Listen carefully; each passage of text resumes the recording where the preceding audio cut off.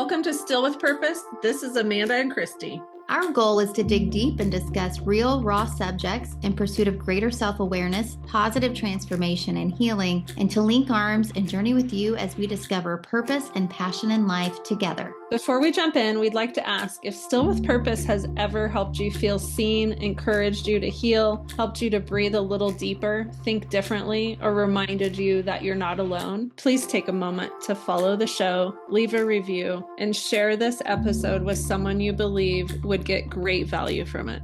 That simple act helps this message reach more humans, and we are so grateful for every single one of you walking this journey with us. We're so glad you're here. Let's get into today's conversation. Hi, everyone. We are back this week talking about the question, have you ever noticed yourself doing something you know isn't serving you, yet you can't seem to stop? What's our quote, Amanda? The actions that hold you back are fueled by the lies you've swallowed. Dun! I love that quote. Every behavior that holds us back is fueled by a lie that we've believed about ourselves, our world, our circumstances. It might be something small, but it could be a sentence like, I'm not ready. I don't have what it takes. I'm not worthy. I'm not lovable. These lies quietly shape the way we move through life, often without us even realizing it. Then the lie takes root, or should I say the seed of doubt is planted, and now it will grow if we let it. And a lot of times these seeds were planted at a young age, and we just kept watering and watering and watering. We didn't even know that they were being planted a lot of times, right? Right. So awareness brings this whole consciousness of nipping them in the bud before they take root. So anytime you're in inaction, if you can be aware of your inaction and procrastination, stop and think, what lie am I believing right now in this situation? It's a huge tool to make a big shift and start taking action, because action actually builds confidence, not inaction. For me, as a self-employed person and a creative person for decades, I have had to learn how to overcome the lies that come up on a regular basis, all day, every day, and push past that and get so grounded in who I am in Christ, because otherwise the lies would stop me every single day. And I would get through a week, a month, and not have anything to show for my time and work. And that's just not acceptable for me as a self-employed person. And it's also why not very many people can be self-employed, because it's so disciplined. Yeah, and it takes a lot of self-motivation, self-control. Self-regulating. Yeah. And people ask me how I do it. Honestly, I have a solid regimen in the morning. I have all my friends trained. They're going to laugh when they hear this. I have them trained that I don't do anything before 10. It does not mean I am not up at 6 o'clock, because I'm up at 6 o'clock, but I just have this peaceful regimen of my quiet time, journaling, getting real clear on who I am and what I'm doing for the day, and then eating well, sometimes exercising. I actually like to exercise in the afternoon, but sometimes I'll get a workout in there too. And then I'm ready to go. When I go down to the main floor of my house, that's where my office is, and I sit down and rock out some serious projects. And so if I didn't have that, I would just be kind of all over the place, really, or getting pulled into other people's calendars like we've talked before. So I do have major boundaries around my morning regimen. I've come to really protect my mornings too. And I don't have as much time as I would like, because I've got to start working pretty early. But I guess one positive about my older daughter's school starts really early. So we're all awake in this house pretty early. And then there is a gap of time between my other daughter's school start time and then when I need to start work. So there's some time in there in the morning that I've started to really value for quiet time and prayer and reflection, but thinking time too. Just, all the things that we've talked about are so important to have in your life every day. Yeah, the reason I wanted to talk about this today was because it's very pertinent in my life right now in this time period. And just recently, I've very much struggled with, do I have what it takes? Because I am putting myself in such a position of growth around my work in these projects that are my projects and God's projects. They're not someone else's projects. And now it's pretty much all on me if it fails or not, or I should say if it succeeds or not. And that has created me to come up against myself. Do I truly believe I can do this? And all the what ifs and the negative conversation dialogue that I could let run my life. But I just wanted to say to our listeners, this is normal. Everyone struggles with this. Every single person that's trying to grow into something that they've never been and never accomplished, everyone has imposter syndrome at some point. And if you're not growing, you've got everything down and you have control over everything you're doing. When you step into something that's really pushing you to grow, then that pushes you to see if you really do have what it takes internally to knock off the negative dialogue that's going on. And you say that it's all on you, but if you have the attitude, and I know you do, that it's all in God's hands no matter what, then in reality, it's not on you. It's what is God doing? It's funny. I saw you flinch when I said that. Oh, really?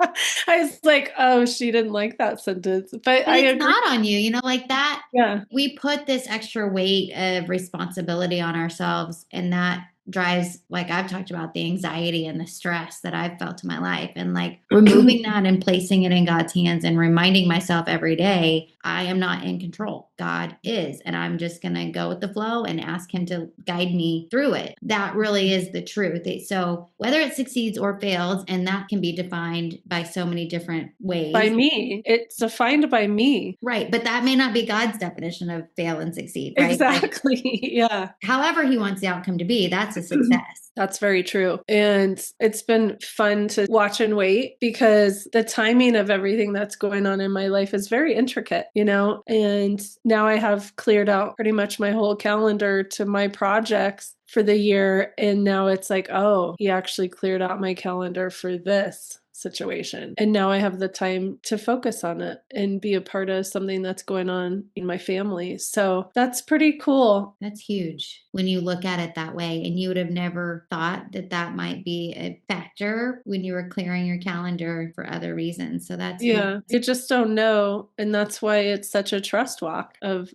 again, I love the visual of he is the lamp unto our feet, not the lighthouse to the whole world in front of us. He's the lamp unto our feet. We can only see a few steps in front of us. But for me personally, social media tells me on an hourly basis that I have to do this or do it this way. No, it's changed this week. Now do it this way. So it just creates a constant overwhelm of, I don't know that I'm ever going to figure this out. So that's been challenging. But at the same time, I just repeatedly, daily, just say, what can I knock off today toward my goals and dreams? And still feel like I have forward momentum until I receive the answer on this other thing. Let's put this aside. Mm-hmm. It's a really cool way to live, but it's scary, man. You're fighting through the fear, though. You really are. It's really inspiring to watch. And I know it's got to be scary at times. Well, and I also only have a handful of friends that actually are in my space in the sense of they're valuable voices to me and encouraging voices to me so that I'm not allowing everyone's fear to come in. Because, I mean, doing this kind of stuff is kind of crazy to most people. And so you got to get real clear that you got to be okay being crazy, a little crazy. And not letting other people's opinions sway you. Yeah. Last week we talked about being strong, and I've had to ask for help in a lot of areas. And I don't know what I'm doing in a lot of things because I'm stepping into something I don't have the information on. But I have been scared to just blow a ton of advertising money. I know it can be done well. There are times when those negative sentences run me all day long. And there are other days I just completely choose out and I forward move. So I just wanted to write this piece because I wanted to encourage people to not dream, to really do risk take and go out for those huge things, knowing you will not have all the pieces and that God will send you the right person to help you at the right time if you're open to receiving the help. And we talked about last week about stop being the strong person that does not need any help because you are not the Almighty and you do not have all the answers. Mm-hmm. But yeah, I think you're saying something really important in that you're kind of facing this alone at the same time telling yourself to stay open for help from others. So that's a delicate balance. Yeah, for sure. Yeah, because someone's ideas, if you're not grounded, could take you off on a rabbit trail for 3 weeks. And then you're like, wait, that actually wasn't what I needed to be focusing on or doing. So getting clarity every morning has worked for me for a very long time, and I would not trade it for the world at this point. It's my map for the day, or my directions for the day on how to get to the destination for the day, basically. But going back to lies, think about where those lies came from, where those seeds were planted, who planted those seeds. Family messages, past failures, society expectations, or fear-driven experiences. The lies often feel protecting, almost survival, but over time, what was meant to protect you now keeps you stuck, sabotaging your growth and your joy. So it's really important to find these seeds that have grown into quite the root in your life and stop it. Pull the root out, basically. You have to stop and recognize the patterns that are happening in your life. When you try and go for something really big, the same seed's going to come up every time. So you might as well figure it out and pull it so that next time you'll recognize it very quickly and not even respond to it. You mentioned several towards the beginning of this. I'm not ready. I don't have what it takes. I'm not worthy, or I'm not lovable. I think the lie, I don't have what it takes, that one's a big one. I think that everyone feels, because if we've never done something before, we haven't proven to ourselves that we can. So we've got to have faith that God has equipped us with what we need to accomplish something without having done it before. Again, it always goes back to faith, but it's easier to believe that lie and not even try. It's a great scapegoat. And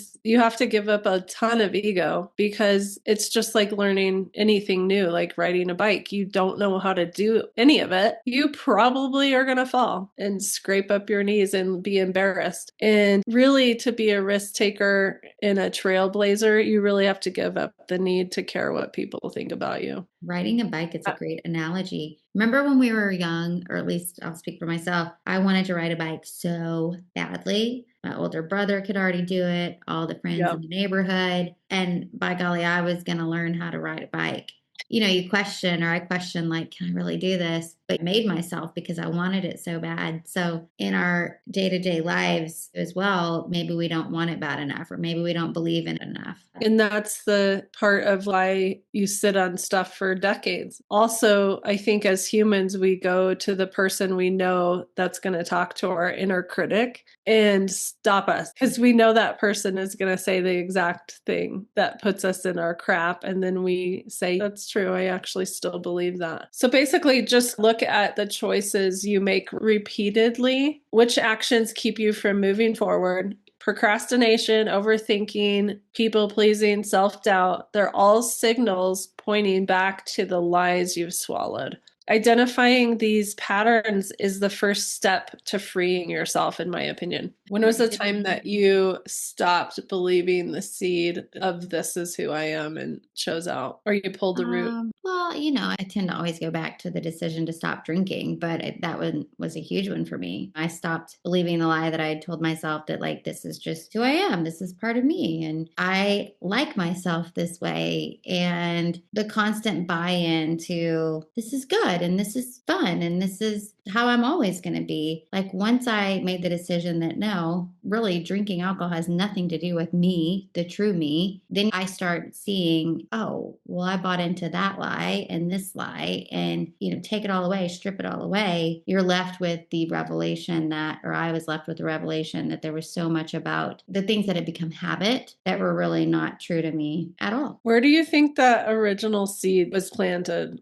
What occasion or person? Well, I don't know if you want to mention people, Probably not but people. what do you think actually started that original lie? I mean, when I was younger, just social settings and just having fun with people, and then probably me feeling more fun or easygoing or accepted. You got praised for being that personality. I don't know that it was like direct praise, but probably felt more accepted, felt more liked. People wanted you around for their parties or because I've definitely experienced that. Yeah. Or, what are you doing this weekend? Because I always seem to be doing something fun. So you start feeling like that's where you get your accolades accolades or even your friendships are coming from. And so a Yeah. lot can build around those lies once you start buying into them. Yeah, you built a whole life off of it. Right. And you die to it. Like, this is who I am. Exactly. And you thought it was right and completely accurate for a long time. Yeah. But the thing is, we talk about action. Taking that out of my life allowed me to be much more productive and much more true to the things that I really believed in and the things that I wanted to go after and focus on. And so removing that one lie that had then turned into a whole life around it opened up my eyes to what I really should be doing in my life. And you've said that maybe it could be perceived as you're boring now. I mean, possibly, yeah, but I don't feel But boring. you're okay with it. Yeah. You now have exposed the lie, and now it's like, no, this is actually who I am, and I actually really like who I am as this person. Yeah, but I also think too, like when everything is so fun and party and everything's at a level 9, 10, then like everyday calm can certainly feel quote unquote boring when you're Super. like, bring it back down to a 2 or 3 on a day-to-day Yeah. basis. But that's where the calm is felt, and that's anything but boring. Yeah, that's interesting because I would say I was absolutely attracting and creating chaos because that's what I grew up in. And we've talked about attachment styles, like the secure attachment style. Reading it, I was like, ew, that guy sounds incredibly boring.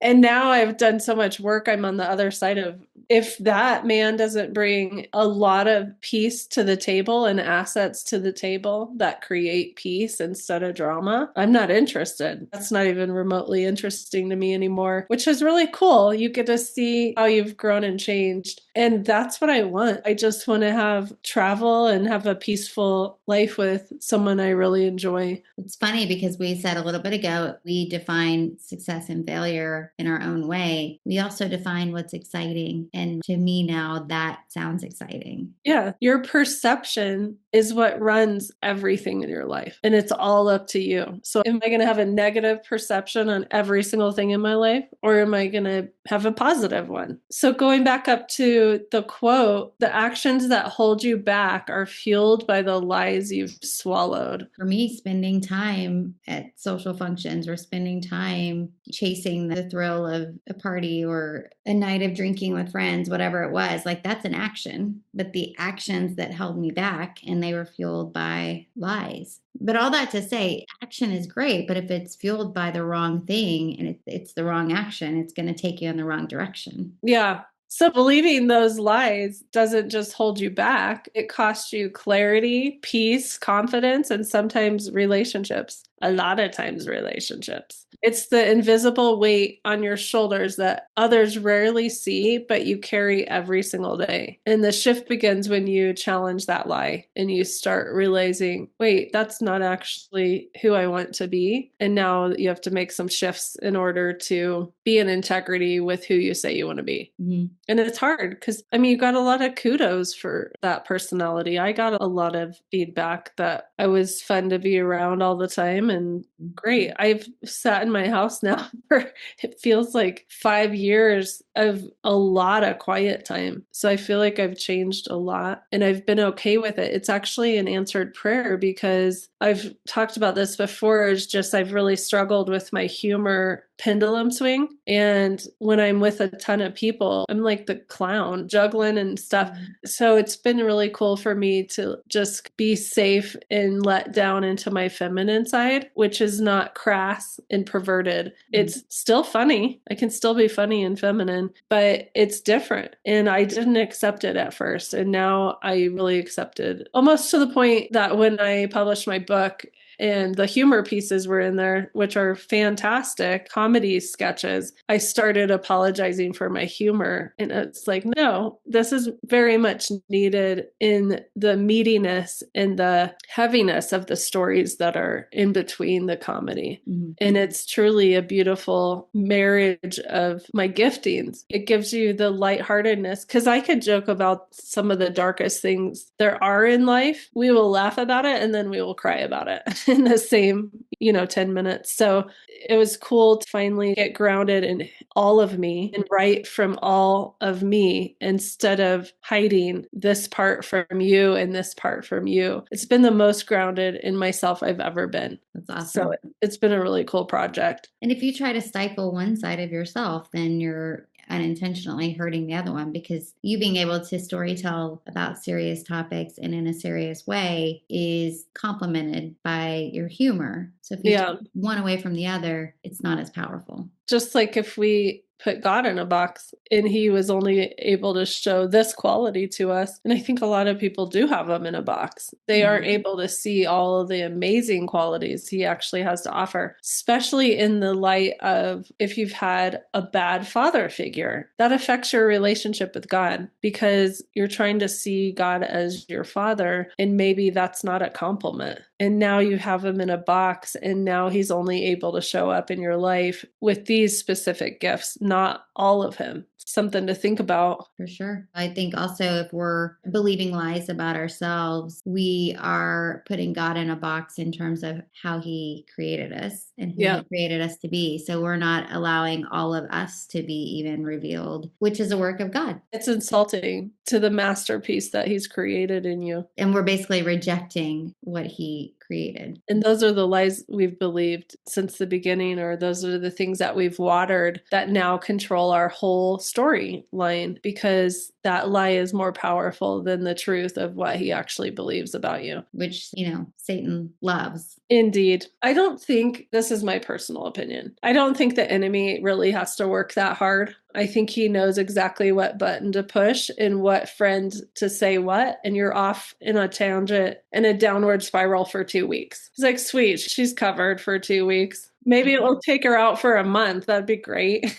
Let me go run turmoil elsewhere while she's busy. Yeah, but if you really get serious about some of this stuff, guys, when you feel like you have a high calling, you get really serious about how long you're willing to be taken out. And I talked about at the beginning, right? When I go into my negative sentences, I have to be so self-aware that the enemy's actually trying to take me out from what I'm called to do. And when you start getting really serious about that, you'll just be like, not today. Or maybe you'll just have one day of just the most epic pity party ever. Sometimes I allow myself the most epic pity party, and I know I got to wake up tomorrow and choose completely out of that. Sometimes it's okay. We all get a day. Yeah, it's just don't stay there. Here and there. Because there's a lot of news coming in internally into your own little personal space. I don't mean the news, just people's lives swirling around you. There's a lot of devastation going on, and you get to be super clear on why you're on this earth and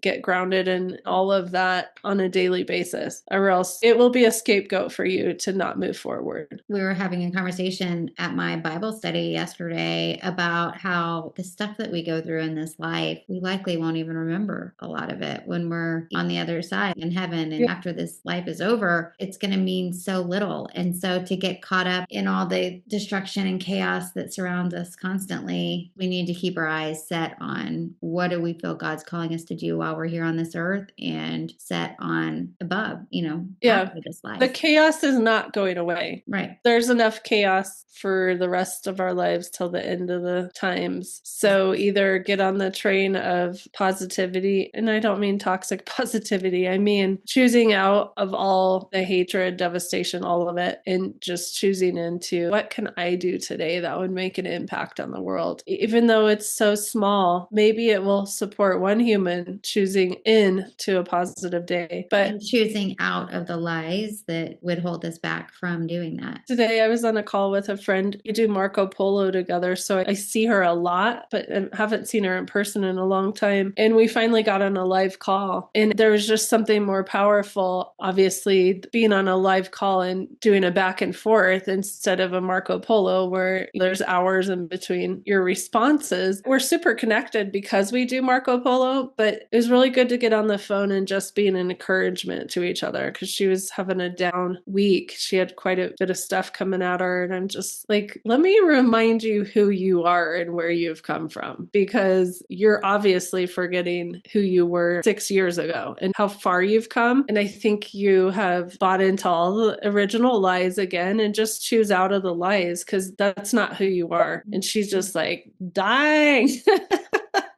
I didn't say it like that boldly and mean sounding, but she's like, I needed the pep talk. We do. We need the pep talk. That's why we need community. Yeah, we all need people that can remind us of who we truly are. Yeah, I can't remember the exact sentence, but it kind of stopped her dead in her tracks. It was around the like, I'm not enough. Will I ever be enough sentence? And I'm like, not buying into that lie. You won't. You'll never be enough.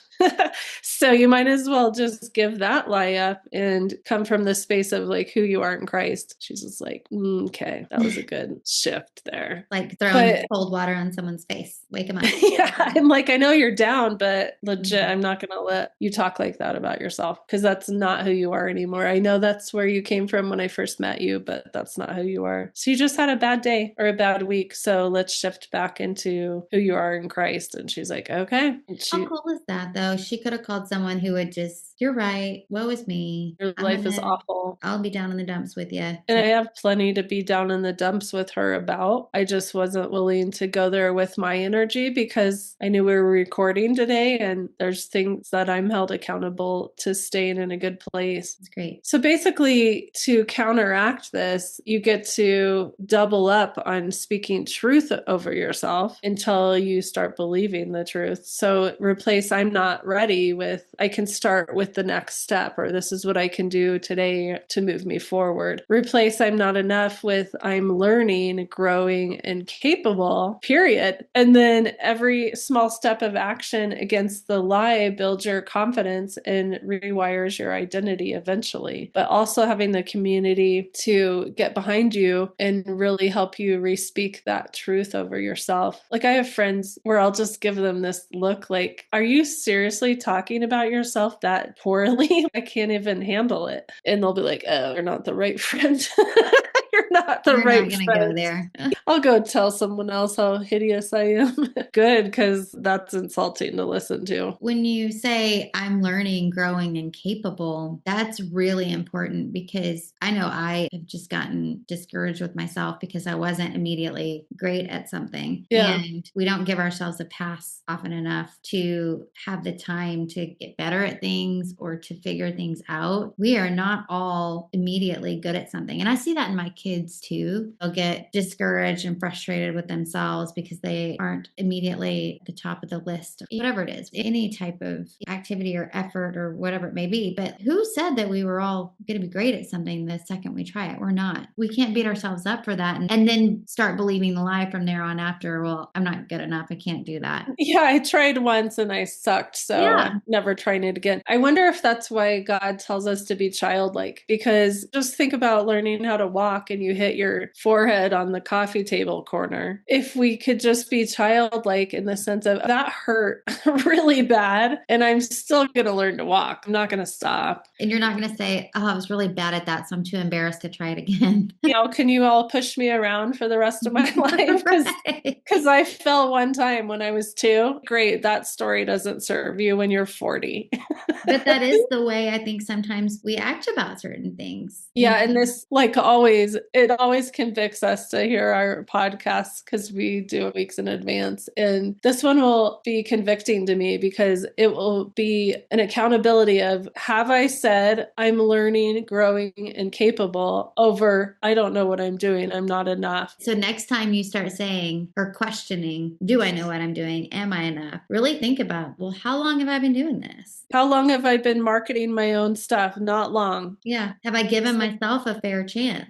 that anyone else would give. Like if somebody came to you and told you the same story, you'd probably say, oh, you're good. Like you just started this. But are you cutting yourself the same slack? No. And don't they say to be a master, you have to have 10,000 hours in? I don't know. It's very high amount of hours. And I'm so stubborn and want it now because I can truly say I've been in the marketing realm for my whole career. But no, have I ever taken on my project from beginning to end? No. And I definitely have listened to the fears of, you see all these influencers on any kind of app and social media channel. Oh, I just made $50,000 last week. It's just like, that's not encouraging, actually. You don't know what went into that either. You don't know. Tend to downplay and minimize the work and the effort that is behind that too. Exactly. And also, if you could go ahead and mention your ad spend, that would be super helpful. Right. Because then I would go, oh, so if I spend 10,000, I'll make 20, whatever. And you're learning something new every day. So if you had said, I just started doing this and I came out with the best media plan, the best strategy behind that media plan, I was better than all the people out there in the world because I just was an expert right out of the gate. Then I'd be like, you should be a wild success by now. That's not the case. You learn something new every day and you'll continue to learn something new every day for the rest of your life. But yeah, you're not an immediate expert in it. So you can't hold yourself to those standards. Yeah. And I do feel like not the bicycle thing, but more like snowboarding would be my example. And you're not good for a very long time. And you hurt yourself slamming your face and head and everything onto ice a lot of times. Now I am very comfortable on a board. And now I'm getting older. And now I'm starting to be uncomfortable on a board and fearful again. So it's just give yourself some slack, man. And I'm talking to myself. It's time to be childlike and fun and enjoy the ride. And I'm learning, I'm growing, and I'm capable. Absolutely. And you know what? I think you said something very important, to have fun with it. I know when I try something and I'm so worried about how I may come off looking, I lose the meaning behind what I'm doing. It's probably very evident to other people. Yeah, your and energy. that's not fun to look at or watch for anyone else either. It's true. Your energy's so foul because you're so self-absorbed. Yes. Everyone can read it instead of you just having a great old time and not giving a crap what anyone thinks of you. That's right. So maybe that's also a sense of being childlike. We need to go back to just doing it for the fun of it and to learn from it. I mean, I have pictures of me pouring a bowl of spaghetti onto my head. That's the playfulness of my personality since I was born. And just going back to that playful spirit of, hey, this is the gifts I have and I'd love to share them with the world. And cool, not everyone's going to dig them, but I'm looking for my people. Where's my people? I think you just hit on something. I mean, maybe that's something to really think about, is going back to that childlike nature and the true gifts that you have, rather than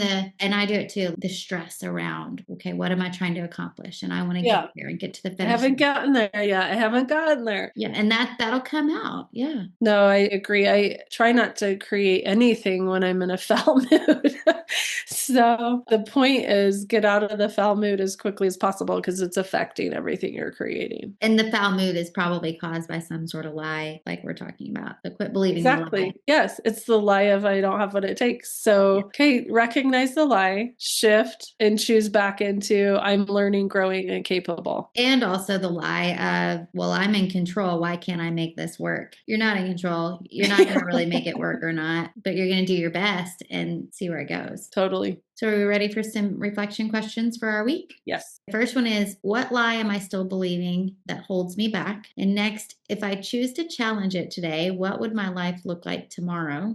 And lastly, what action can I take this week to disprove the lie? Nice. Have fun journaling on that stuff, and we'll catch you next week. Thank you, everyone. Have a great week. Bye. Thanks so much for joining us today. We know your time is valuable, and we're truly grateful you spent part of it with us. We hope this conversation stays with you and helps you move through the week with more clarity, peace, and purpose. Be sure to visit us at stillwithpurpose.com. And there you can read our bios, sign up for email encouragement and updates on exciting announcements, and also join our Facebook community. And if Still With Purpose has encouraged you in any way, please remember to follow, leave a quick review, and share with a friend. It helps more people find these conversations. Have a phenomenal week, and we'll see you next time.